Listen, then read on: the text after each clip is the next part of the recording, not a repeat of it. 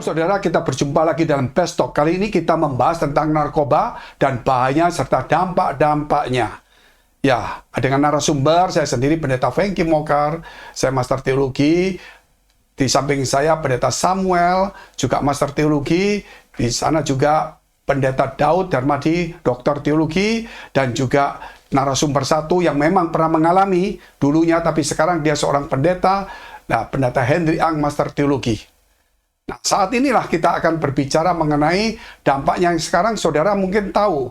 Banyak artis yang kena, tokoh terkenal yang kena, bahkan sekarang pun masih itu menjadi hangat sekali. Nah, saya mau tanya dulu ini tentang hal-hal tentang bagaimana awal jatuhnya seseorang kena narkoba. Apa yang menyebabkan seseorang yang bisa jatuh ke dalam jerat narkoba? Mungkin ada yang bisa menjawab ini. Tentu Pak Samuel dulu ini. Yang pasti Pak, saya ini kan belum pemakai dan tidak akan memakai, jadi mungkin langsung kepada beliau yang bersangkutan ini. Oh, kelihatannya dia memang anunya ya, akarnya karena dia pernah ngalami gitu ya. Seperti itu. Ya mungkin Pak Henry bisa kasih tahu ya, yang menyebabkan seseorang bisa jatuh ke dalam jerat narkoba itu loh Pak. Ya, memang mungkin penyebabnya banyak sekali Pak, tapi saya ambil dari pengalaman saya. Kalau saya ini dulu awal mulanya kena narkoba itu karena saya sekolah di luar negeri. Tanpa pengawasan orang tua, pergaulan yang bebas, lalu juga karena keingintahuan, mencari jati diri juga. Jadi karena seorang anak muda yang juga bukan orang percaya, sehingga mudah terseret Pak. Jadi jadi pergaulan itu yang sangat mempengaruhi. Selain pergaulan, apalagi kemungkinannya orang bisa terjerat ya? Ya, kalau saya dulu itu Pak, ini kalau saya boleh cerita sedikit, kalau dulu saya orang merokok saja di samping saya, itu saya bisa pulang ke rumah, lalu saya mandi, saya bersih-bersih. Tetapi akhirnya kalau saya pas bergaul dengan orang-orang yang seperti itu ya, mereka merokok, lalu mereka narkoba, lambat laun saya akan terbawa. Nah, dari situlah mulai, memang tidak langsung narkoba. Waktu itu saya ikut dulu merokok, lalu saya mulai minum-minum, itu jadi jembatan. Jadi dari yang hal kecil itu jembatan akhirnya ke hal besar. Nah, itu yang mempengaruhi, itu sangat mempengaruhi. Selain itu mungkinkah, selain pergaulan, apalagi kemungkinannya mungkin teman-teman? Kalau kepingin tahu begitu gimana Pak? Kira-kira begitu. Kepingin tahu, kalau ini saya melihatnya begini. Setiap orang itu punya kelemahan. Ada orang itu jatuhnya di dalam hal judi, ada di dalam hidup malam, ada yang lain-lain. Nah, kalau saya ini memang punya kelemahan itu mabok gitu. Ya, jadi ya saya mau katakan bahwa saya kalau ada orang bilang, oh ada obat jenis ini, saya pengen nyoba. Lalu besok ada obat jenis ini, saya kepengen nyoba. Lalu ada jenis ini, saya ingin nyoba. Jadi akhirnya dari yang kecil sampai yang besar itu tak cobain. Ada orang punya kelemahan di situ. Nah, jadi kalau saya boleh ngomong juga, kalau kita sebagai orang tua, kita harus paham dengan anak kita ini. Kalau saya ini kan kalau waktu ke luar negeri itu akhirnya jatuh. Nah, makanya kalau saya punya anak ya, kalau saya lihat anak saya ini mudah terpengaruh, ya lebih baik kalau misalkan masih masa-masa remaja, jangan dulu dikirim ke luar negeri karena akan rentan sekali terbawa arus seperti itu. Mungkin karena faktor budaya juga, mungkin jauh dari orang tua juga, mungkin karena apalagi mungkin penyebab orang bisa jatuh dari narkoba mungkin. Kalau dari saya begini ya, jadi pergaulan itu memang kayak semacam menjadi hal yang utama ya, pergaulan pengaruh dari teman yang satu dengan teman yang lain. Nah, sehingga kalau kita lihat di fenomena zaman sekarang ini kan Pak ya, anak usia SMP itu pun juga sudah mulai menjadi kayak semacam sasaran bagi, kalau saya bilang mungkin pengedar ya Pak ya. Jadi pengedar, mereka mempengaruhi anak-anak SMP yang memang kelihatan masih labil gitu. Nah, pengalaman beberapa waktu di sekolah, ini juga sekolah ini dekat dengan rumah saya gitu ya. Nah, di situ ternyata pada suatu waktu itu ada suatu kayak semacam operasi atau semacam razia segala macam gitu kan. Kenapa? Karena memang diduga orang-orang di situ atau siswa-siswa di situ menggunakan narkoba, ya. Lah, dari pengamatan saya sepintas memang mengapa hal itu terjadi, ternyata jawabannya juga kembali ya kepada pergaulan yang buruk. Mereka dipengaruhi, diajak oleh teman-teman sehingga mereka terpengaruh oleh narkoba ini. Bisa juga Pak, mungkin situasi rumah tangga yang disharmonis atau tidak harmonis itu, anak kepingin berkomunikasi dengan orang tua tapi terhambat karena waktu untuk orang tua buat anak-anak sibuk kerja, juga dengan orang tua yang mungkin terlalu protektif dengan anak sampai anak ini kepingin mengumumkakan sesuatu itu tidak punya jalan, akhirnya mereka tidak ketemu jalan ya cari di luar-luar seperti itu karena ketidakharmonisan dalam rumah tangga. Ini seperti itu. Ya, memang betul. Jadi mungkin begini, saya mau tanya dulu sama Pak Hendri ini. Jadi banyak orang yang bilang karena ingin coba-coba. Karena anak muda itu kan selalu ingin, saya mau coba. Apakah itu benar, Pak ya? Iya Pak, karena keingintahuan kan. Dan juga kita juga kadang-kadang terpengaruh. Ada orang kalau misalkan bilang gini, oh kamu nggak merokok kurang jantan gitu ya. Lalu kalau kamu nggak pergi ke tempat hiburan malam kayaknya kurang gaul. Nah sehingga itu juga mempengaruhi. Sehingga kita mau akhirnya menunjukkan, ya menunjukkan jati diri, menunjukkan saya siapa, saya juga bisa. Nah itu sangat mempengaruhi. Jadi narkoba itu sifatnya kan adiktif gitu kan. Jadi ketika orang pertama kali mencoba, kemudian kan akhirnya akan menjadi suatu ketagihan, ya ketagihan sehingga dia akan sulit berhenti. Nah, kalau saya mendengar cerita-cerita dari beberapa teman dan juga keluarga yang terkena, anaknya terkena narkoba itu, sepertinya memang pertama kali itu semacam dikasih aja secara gratis gitu. Ini kamu coba, ini hanya membuat kamu senang, ini hanya membuat kamu nanti happy dan seterusnya. Dan ketika anak itu mulai mengkonsumsi, tapi sebenarnya itu kan narkoba. Nah akhirnya apa? Akhirnya berulang sehingga nanti kemudian mereka disuruh beli. Nah tapi karena sudah posisi ketagihan, akhirnya anak itu juga nggak bisa lepas dari pancing namanya. Ya, jerat narkoba ini. Semua orang kan selalu ada pancingannya dulu. Betul, ya, betul. Kalau nggak dipancing mana mau dia. Betul. Nah juga segini banyak orang bilang coba-coba gitu loh. Kan sudah tahu kalau itu bahaya. Loh kenapa kok dicoba gitu loh. Nah kan sudah tahu kan, betul. Kenapa dicoba gitu loh. Nah ini kan yang perlu kita tanyakan khususnya untuk orang-orang gereja ini. Gitu. Tentunya anak jemaat kan juga harus disiapkan. Gitu. Kenapa sudah tahu bahaya kok dicoba? Nah ini mungkin strategi Pak ya. Jadi strategi dari pengedar itu. Nah ini makanya peranan orang tua mesti betul-betul sungguh-sungguh ya menjaga anaknya. Kalau anaknya sudah mulai ada gelagat pulang ke rumah, pulang ke sekolah atau pulang kerja, anak pemuda kita misalnya ini menimbulkan gelagat yang kurang baik. Nah kita sudah mulai curiga ini kenapa, apalagi mengunci di kamar ada tanda-tanda kayak semacam sakau misalnya kan, dan seterusnya. Lah ini orang tua sudah harus mulai peka dengan situasi anak kita gitu. Wah. Iya, jadi kalau tadi Pak Fengki bilang benar sekali, sudah tahu bahaya, kenapa dicoba? Nah kalau yang saya rasa waktu itu begini, karena kita tahu bahaya, tetapi di samping bahaya itu ada sesuatu yang nikmat kata orang, enak. Ya mungkin efeknya kan, saat itu ya, efeknya mungkin dia bisa merasakan sesuatu di dunia lain, yang mungkin saat itu sakit apapun bisa hilang. Memang waktu kita konsumsi obat itu, kita mau batuk, kita mau lagi meriang, kita lagi sakit kepala, obat itu dikonsumsi, itu hilang semua.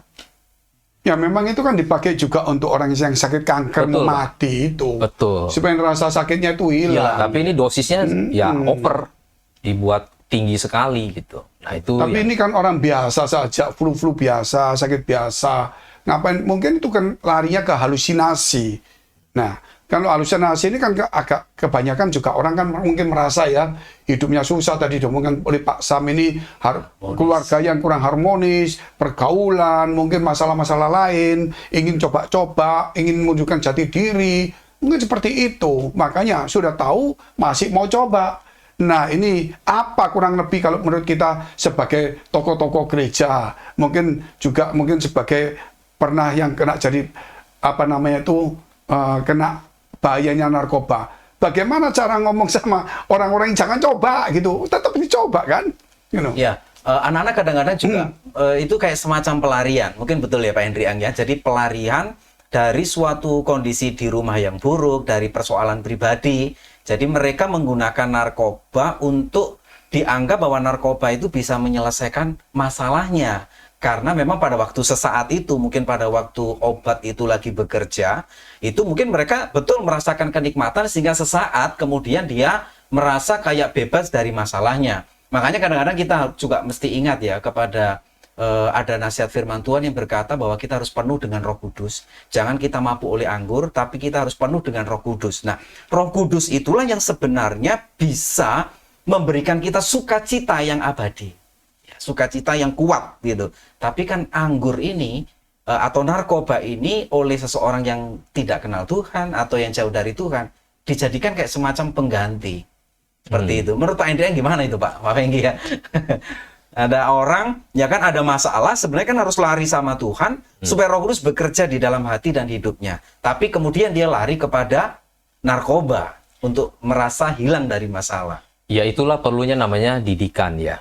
Didikan, jadi yang pasti terutama dari rumah dulu, memberitahu bahwa bahayanya narkoba itu seperti apa akibatnya. Nah sehingga orang itu bisa dibuka pandangannya. Nah juga kalau untuk anak-anak muda, apalagi yang memang rentan, lalu memang dia juga punya sifat yang suka mabok, itu memang ada Pak. Kalau saya lihat beberapa teman saya itu, oh orang ini modelnya sukanya larinya ke mabok, yang ini ke judi, dikasih rokok, dikasih minuman keras, nggak mau dia. Tapi kalau judi, dia kuat sekali. Tapi ada satu, ya termasuk saya, disuruh judi, nggak mau. Ya karena kalah terus juga gitu Pak.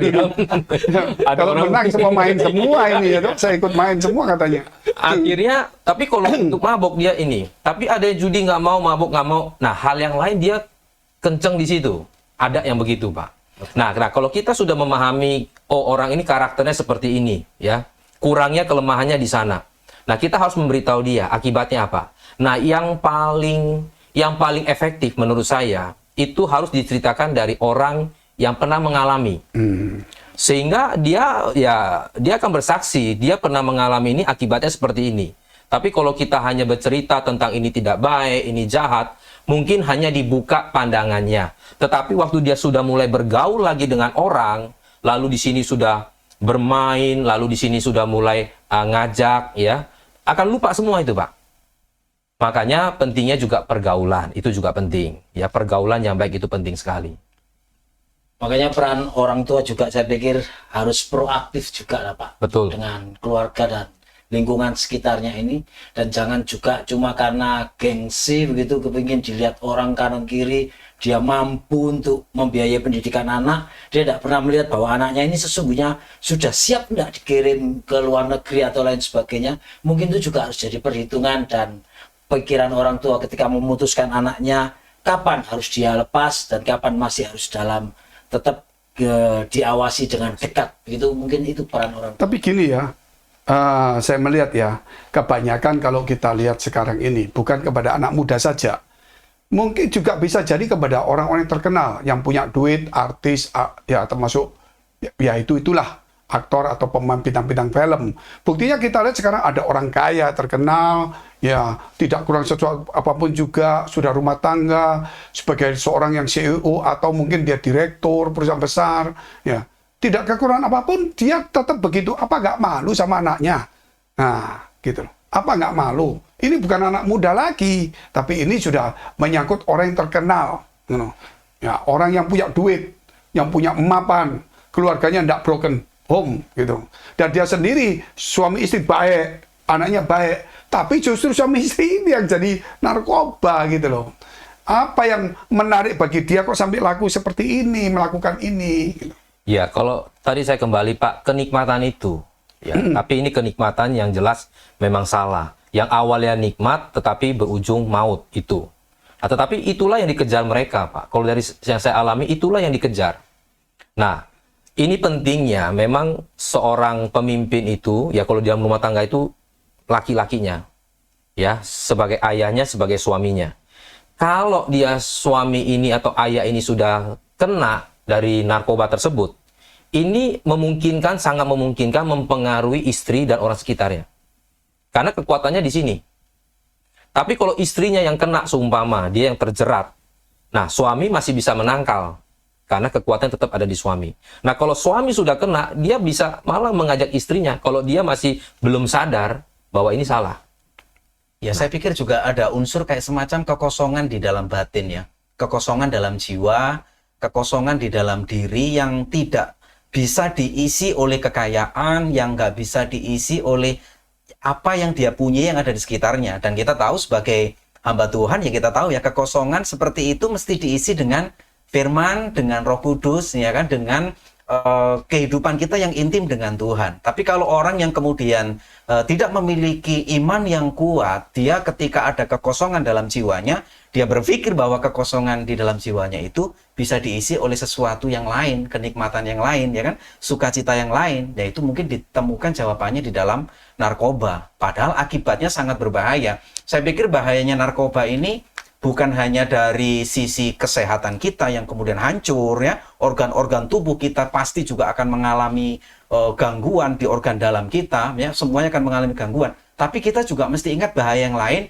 Kita ini berurusan dengan aparat penegak hukum karena di Indonesia, undang-undang di Indonesia bahwa penggunaan narkoba ini kan dilarang. Hukumannya berat. Betul. Ada yang hukuman mati.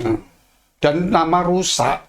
Tapi yang ini jelas saya lihat ini ya. Memang ini suami istri, terkenal, kaya, punya perusahaan semua. Nah, ini dulu, menurut berita korannya, si istri dulu kan memang sampai sekarang artis ini. Nah, dia dulu pernah kena itu. Tentu suaminya kan enggak.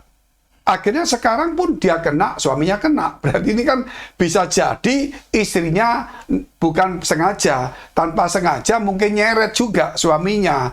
Atau istrinya kan mesti ngomong, jangan ini bahaya. Mungkin karena istrinya juga bisa saja. Ya, dia yang memakai atau saya tidak tahu bagaimana jika terjadi begitu. Tetapi satu hal, kita harus tahu bahwa kata-kata nikmat itu tidak boleh ada kita ucapkan kembali. Karena itu sebenarnya bukan nikmat, sebenarnya itu pelarian. Jadi dia punya beban, jadi lupa. Jadi kelihatannya nikmat gitu kan. Terus dia punya tanggung jawab, jadi dia lupa. Jadi kelihatannya nikmat. Dia punya usaha atau sesuatu pergumulan, dia jadi lupa. Jadi sepertinya nikmat, seperti orang mabuk begitu kan. Betul. Seperti orang tidur gitu, lupa. Jadi sebenarnya nikmatnya bukan nikmat yang sesungguhnya. Menipu. Nikmatnya itu penipuan. Untuk membuat dia supaya tidak mikir dan sebagainya. Nah ini saya mau tanya juga. Apa yang menyebabkan narkoba begitu menarik seseorang untuk mencobanya?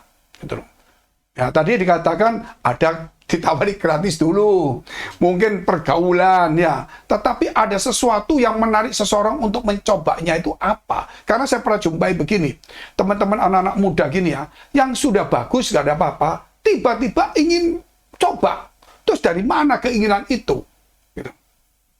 Ya. Betul kan? Kalau saya lihat gini Pak, karena dia sudah mulai dari hal yang kecil. Contohnya merokok. Nah itu sebetulnya sudah jembatan. Tapi kalau orang nggak pernah merokok, dia nggak pernah minum minuman keras yang maksudnya sampai berlebihan gitu ya, itu untuk mencoba yang lebih berat, itu akan lebih sulit.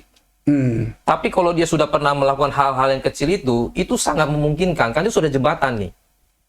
Karena efek dari yang besar ini kan, efeknya juga cukup parah Pak. Orang ketagihan, paranoid, dan lain-lain. Nah makanya kita harus belajar hindari yang kecil ini dulu. Jangan coba yang kecil-kecil dulu. Ini harus ditangkal di situ. Karena akan menutup ke hal yang lebih besar tadi. Saya jadi teringat ini Pak, kasus tentang perempuan Samaria yang berjumpa dengan Yesus itu. Bagaimana sang perempuan ini kalau bisa dianalogikan seperti orang yang terikat narkoba kalau hari-hari. Bersama, cuma bentuknya lain ya. Bentuknya lain, dia ini menikah tidak cukup sekali, 2 kali, 3 kali, dan memang sampai akhirnya Yesus datang dan menawarkan sesuatu yang lain, dan itulah yang pure, murni, yang memang dibutuhkan untuk memuaskan manusia adalah air kehidupan itu. Makanya kalau wanita itu kalau belum ketemu dengan Yesus, saya mikir dia bisa akan bukan cuma punya 5, mungkin bisa 50. Jangan-jangan bisa kena juga ini ya. Seperti itu. Makanya itu saya kembali lagi selaku hamba Tuhan juga, pendeta dan yang lain-lain. Ayo sampaikan kepada jemaat, bahkan melalui forum di tempat ini juga. Hanya Yesus itu loh kita akan ketemu yang namanya kebahagiaan sejati. kepuasan sejati sehingga kita benar-benar akan dilegakan. Dan kalau air hidup yang dari Yesus itu ada dalam hidup kita, saya pikir kenikmatan-kenikmatan dunia yang kita tahu bahwa itu semu semua adanya tidak akan pernah bisa menggoyahkan kita dan bahkan membuat kita coba-coba. Saya pikir sudah tidak ada itu lagi, asal ada Yesus dalam hati kita. Saya pikir begini loh juga, karena itu memang godaan. Tapi ya hal-hal tertentu bisa juga melalui film. Nah, orang kan nggak kenal toh, nggak ada apa-apa lihat film loh kok begitu. Terus film menunjukkan kalau orang itu duduknya di diskotik, rasanya merokok, minum, kok gayanya ya ngefun sekali, maksudnya enak sekali gitu, fun sekali, enak gitu loh, saudara. Jadi di sini kalau saya melihat kebanyakan mereka ini ya apa benar Pak Henry? Jadi karena mereka itu ada unsur musik sama suasana kayak diskotik begitu, yang mempengaruhi orang untuk tertarik. Iya. Jadi kalau obat-obatan itu Pak, itu dia ada beberapa jenis memang ya. Kalau yang di diskotik yang Pak Fengki tadi bicarakan itu memang yang sejenis yang fun, yang bawaannya itu orang tuh suka bergerak gitu Pak. Ya, itu ada jenis itu. Tapi yang terakhir saya gunakan itu jenisnya yang nggak mau ke sana justru. Dia justru mau menyendiri, cuma mau tidur-tiduran, cuma ingin merasakan obat itu aja. Jadi memang ada beberapa jenis obat yang memang masuk di tempat-tempat seperti itu cocok. Nah, tapi ada di sini dia nggak cocok gitu. Nah, jadi ada seperti itu, Pak. Obat-obatannya seperti itu. Ya. Iya. Jadinya kalau kena musik bisa enjoy gitu Pak. Iya. Ini juga gawat buat teman-teman ke gereja yang cuma orientasinya enggak kepada firman, tapi mau cari yang cuma musiknya enak, sound systemnya mantap, dan dia merasa ketika dia masuk di gereja di situ dia rasa lega gitu. Tetapi ketika gerejanya tenang-tenang, gerejanya cuma mengalun, ini juga mengkhawatirkan buat kekristenan Ya, yang tipenya itu kan, ada tipe yang tenang enak, ada tipe yang makanya gereja akhirnya nyediain juga tadi yang dikatakan Pak Sam itu, wah lampu semua, itu juga bisa membuat orang membuat ke diskotik itu jadi biasa juga. Demikian juga yang tenang-tenang bisa juga membuat orang itu jadi mengasihani diri sendiri seperti itu. Betul. Jadi bagaimanapun saya lihat itu setan itu selalu menggoda. Betul, apapun dia akan lakukan. Mungkin ya ada beberapa hal mungkin Bapak Henry yang pernah ngalami ini sudah jadi pendeta ini. Pernah enggak ngelayani, sekarang Pak Henry kan pernah ngalami nih ya.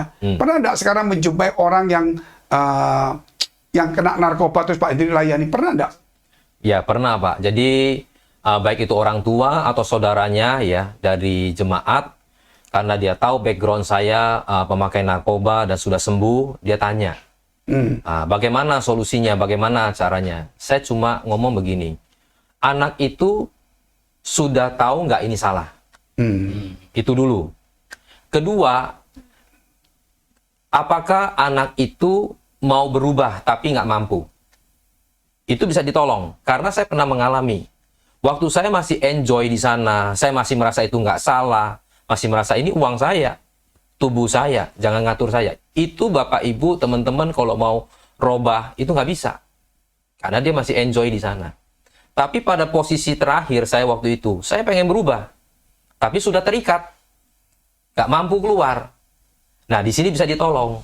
Oh. Nah, jadi saya tanya dulu, kalau dia misalkan masih enjoy di sana, terus bagaimana Pak? Ya, ini bahasa umumnya ya, mentokin dia.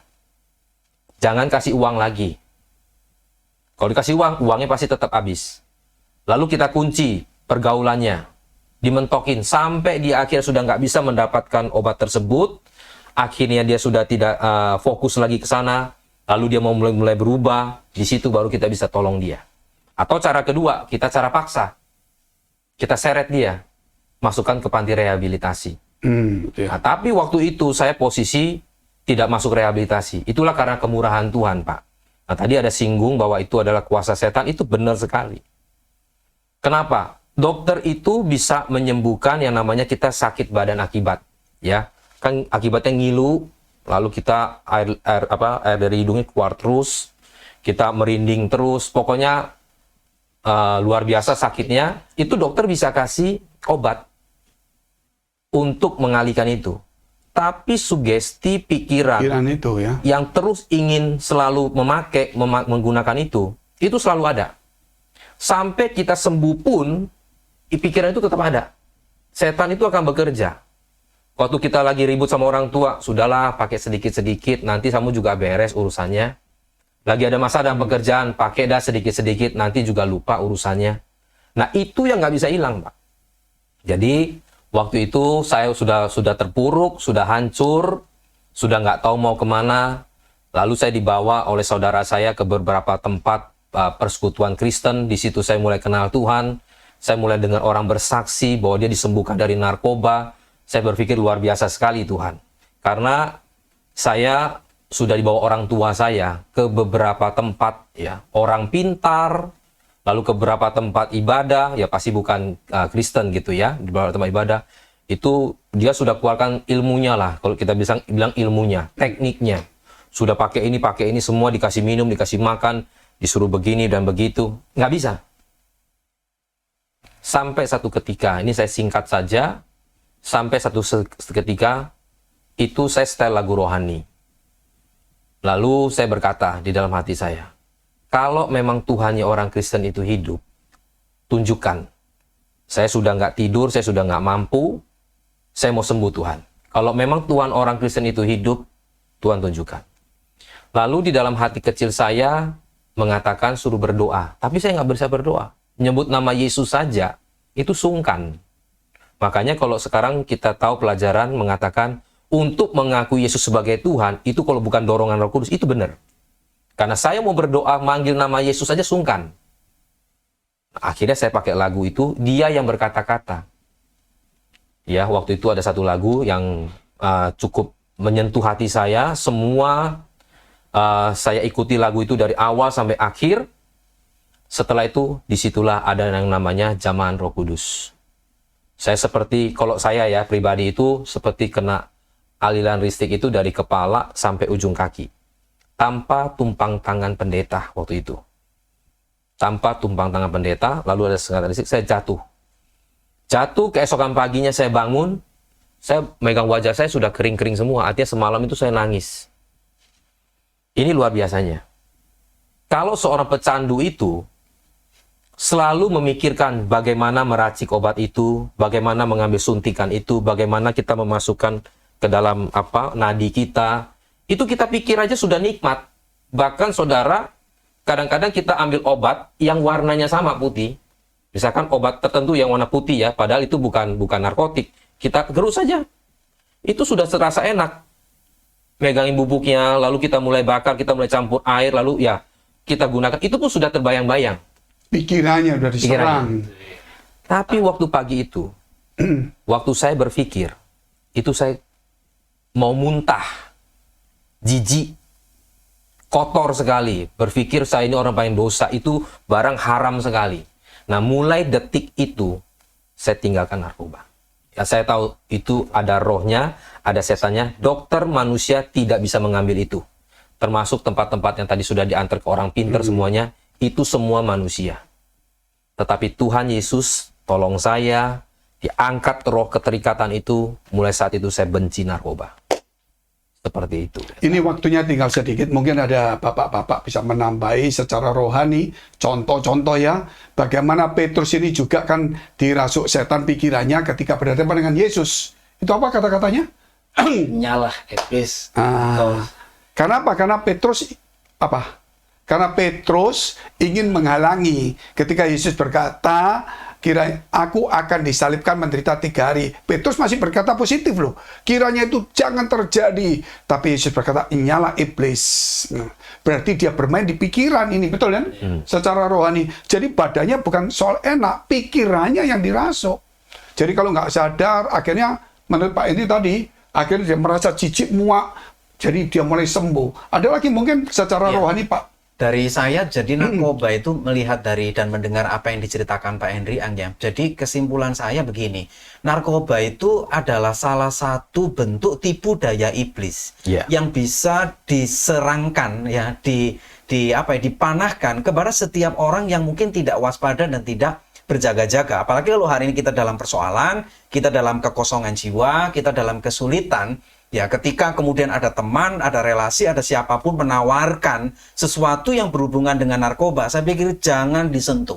Dicoba pun jangan. Karena ketika kita mungkin menyentuhnya, mencobanya, sekali aja, itu akan menjadi sebuah ikatan yang sulit untuk dilepaskan.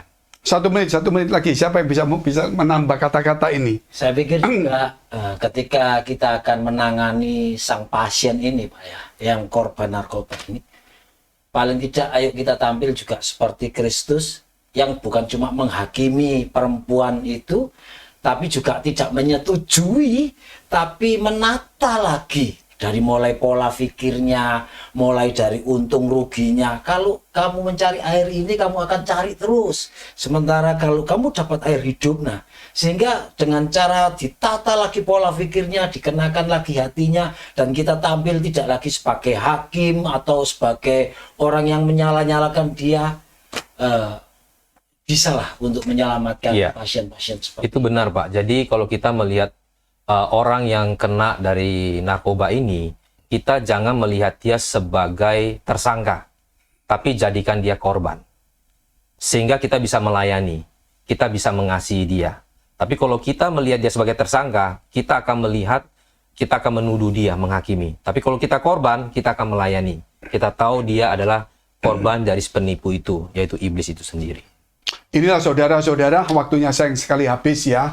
Inilah sedikit apa yang kita bisa dapat. Ternyata kalau kita melihat itu adalah pertama dari kita lihat itu pergaulan, dari mungkin juga karena masalah-masalah kesulitan, mau coba-coba, rumah tangga yang kurang harmonis, atau tawaran-tawaran. Tapi yang pasti itu adalah gangguan dari si iblis. Kenapa? Karena serangannya cuma di pikiran, badannya bisa sembuh, pikirannya masih muncul lagi. Dari sini kita melihat jangan sekali-sekali coba-coba, apalagi memegangnya.